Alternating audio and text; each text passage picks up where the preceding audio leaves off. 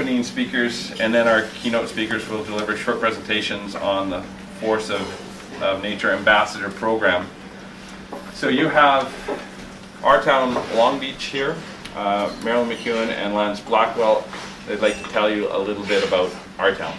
So typically you would see a tourist information channel, which is really what this is a channel that's designed for not only for locals but for visitors as well. It's designed for them to find out some of the cool places to go and hike and things to do, as well as we hope will extend their stay and plant seeds for further visits when they come back, maybe on a different season. If you do see the screen, it's very simple. There'll be a video zone, or there is a video zone. There'll be a banner ad along the bottom, and you'll see webcams, road reports, weather conditions, tides, things that are helpful for locals as well. We hope to be highlighting not just, of course, the businesses, but a lot of the local characters, some of the artisans, there'll be a lot of editorial on here as well, but I'm going to turn that over to Marilyn to give you a little bit more information. We have a presenting sponsor who is Steve Bernard with his 3 stores, and that's what's making this program possible. And then we've got participating sponsors, so as you see content going up on the screen, you'll notice that there's a whale watching component, a surfing component, a hot springs component, and so we've got sponsors that are presenting those particular adventures to the visitors.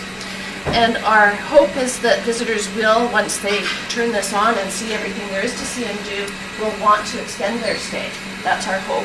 Or come back soon and maybe book for a longer stay, because there just is so much to see and do in this area. So eventually it will be a 1-hour loop. That's going to take a while, possibly even a year, to get the whole hour filled. So sponsors that jump on board with us right away are obviously going to be seen in rotation a lot more often than just 1 hour. There's other opportunities for advertising as well, the banner zone along the bottom, which can be motion graphics. There's opportunities to sponsor the weather, the tides, the surf report on the left-hand side. And intermixed with the shows will be editorial, so things that aren't necessarily being paid for by anybody. We want to put stuff on there that's really interesting for visitors and locals alike, that doesn't look like just one great big commercial. And also the opportunity for infomercials. So any business that didn't get a chance to be in the Discover Tofino show, there's lots of chances to do an infomercial about your business specifically. So lots of opportunities, and I've got business cards. Anybody can come and see me later, get some more information, give me a call, be happy to chat with you. What we recognized at the Chamber of Commerce is that, maybe about 10% of the people go into our really important visitor services information centers. So we want to encourage people to go to those information centers. Certainly they contact visitor services via the telephone and our website. But we also recognize that it's really obvious that we're all part of visitor services. We're all ambassadors. So Tofino's primary industry is about 85% tourism-based. With that, we've got a lot of young people in service and entry-level positions. We recognize that, and certainly with that, there's also a transient population. Our brand, it's a great brand, and Sharon works very hard at promoting our brand externally, and they do a great job. People are starting to recognize the Force of Nature as our core brand.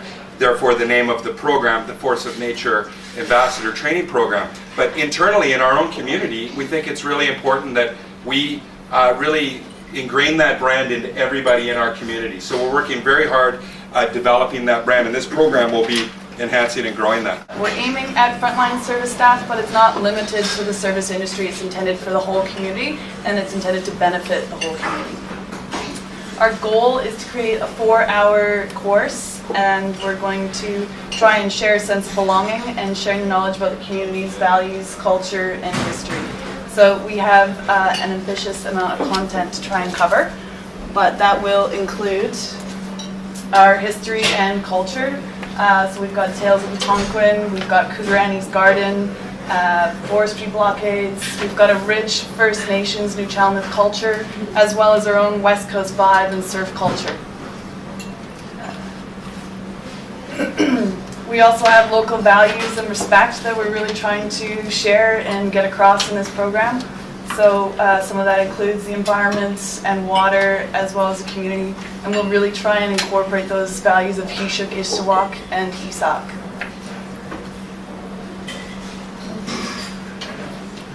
And the natural history, we live in a coastal temperate rainforest, so we have a lot of really great biodiversity, natural history, ecology. We have some great programs that we can build off of from the Rain Coast Host Interpretive Program as well as Parks Canada, their Bear Aware programs. So we're going to try and incorporate some of those components into the Ambassador Program as well. Another component of this is the business community, and we are really trying to create better business awareness as well as business referrals. And there's a lot to see and do. If you imagine that just $1 spent for every visitor equates to $600,000 or $700,000 more that goes back into the community, that's your proof right there. This is going to be a great asset to the community.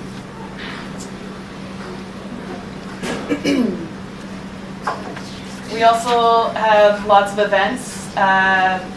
There's different festivals, community events, and we need to get that information out there so that people can access that and know how they can participate and try and build some better civic responsibility and awareness as well. And basic information, a lot of the frontline service staff and people coming in are transient, they're newcomers, so they don't really know the basic information about the town and the community, so we'll also try and include some of that basic information, emergency services, bylaws, parks and recreation, garbage recycling, just the basic stuff that's nice and easy. And of course, we're going to try and hit it hard with the superhost etiquette. We have a lot of really good reviews about this town, but you can also get some pretty bad negative reviews as well for not being super friendly. And so we really want to try and get this superhost and good etiquette across and incorporate some basic service training into the Ambassador Program as well.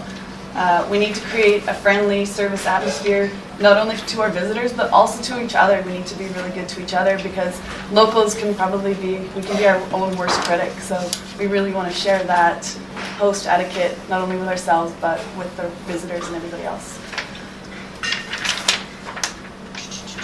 So the program is initially based off of the Whistler Spirit Pass program. The Whistler program is mainly focused on tourism and business. So as you just saw, we have a lot of other components that we're going to try and build into the Ambassador Program as well. And the idea is that we end up with an initiative that's tailored specifically to our region that really speaks to the core values and culture of what this place is. And we've got a lot of different ways that we can try and develop that curriculum with virtual tours as well as an interpretive outdoor component. We just want to make it fun and interesting and enjoyable for people to come and learn about this place so that they've got something better, they're more equipped to take it away with them. And I had a store in Whistler for a decade, and my staff would go through their 4-hour program. They'd come out, they'd be really excited about the community, they really understood the brand, they improved their service, and their knowledge about the businesses was increased as well. And I think our story and our culture and the history we have here, it's gonna, I think people will come out with just even more, and we can develop a program to build on that program that they have. The other part of our program is that we don't have a member-to-member services. So, we notice a lot of people, they would love to give chamber members a discount, or people that live in our community. We want to make sure they earn it, that they go through the Ambassador Program and they're understanding the importance of when they get some sort of discount or benefit. We also want to initiate a member benefits package. So we'll be looking to you as we create that package through the program. We have a pretty kind of free-spirited, willed community here. So there's a lot of entitlement to people feel like they can go on your whale watch trip for the whale watch drivers or the kayaking and the recreation operators at will. And we want to encourage them to go through the program and then they'll understand about the importance of taking care of the driver or sending them business, promoting the people that are taking care of them, and also not to take advantage of them. I mean, a lot of the recreation outfitters I know probably feel a little bit taken advantage of and aren't getting the value that they should get back. So we also think it'd be important to the success of our community to build the member-to-member benefits. So, and so the idea is to create a Force of Nature card. So they're doing the Force of Nature program. They will come out with a Force of Nature card, and then members can jump in at any time and say, we'll offer a discount if you have your Force of Nature card.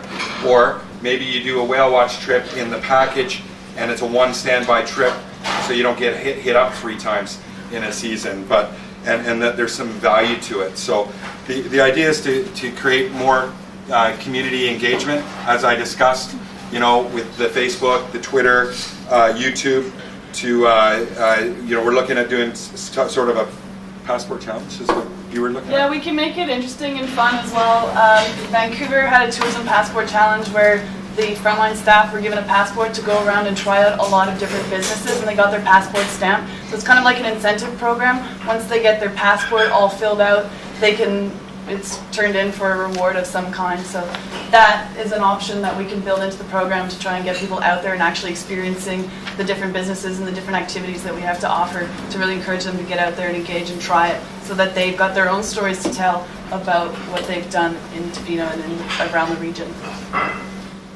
And the opportunity to reach out, have things like, you know, Spirit Day. So like, you know, maybe once a year, businesses can set up a booth, and people in the service industry or non-service industry, just the whole community, and our ambassadors can come, learn about your businesses, take that knowledge throughout the year and share that.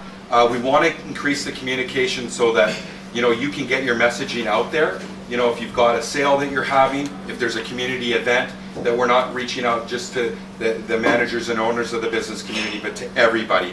And you'll see a huge increase in people potentially signing up to join and be more participants in those community events and in our community, in the nonprofit organizations as well. And you'll see increased, hopefully, community pride, building respect in our community, which I know the district has always talked about, and building our community capacity, which is the whole idea of this program, is to build capacity within our community.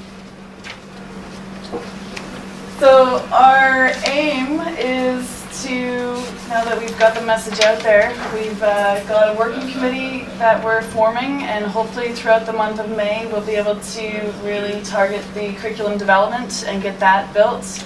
And so we have some ambitious deadlines so that we can ideally start to deliver the program for June and early July, so that we're up and running for this tourist season. Again, it's supposed to be a 4-hour program. We're thinking right now that we might be able to run it out of the Botanical Gardens. That way we can include a bit of an interpretive walk, get people outside, and then by the end of the summer season, we'll be able to evaluate how well we did this year, and then hopefully I'll be busy looking for more funding and ways to build the program and bring it back to you next year. By all means, please contact me. Tell me what you got, what's brewing, and send those ideas forward. And again, we'll get that work committee up and running so that we can build the curriculum and hopefully have it ready to offer in June. Well, we really need you to have, to do the program yourselves and to send your staff. You know, it's free this year, so take advantage of it while it's free, and put as many of your employees through it. We think it'll be really valuable to you and your business, to our whole community. Some businesses may want to tie it into your own internal staff training program, so they could do the 4-hour ambassador program one part of the day, and the other part of the day you could deliver your own in-house training program. So really you could build it into your training program, and it could be of huge value to you. So please give us your feedback. Like Rebecca said, send your staff to the program, do the program, and we'll be sending out a survey by email as well.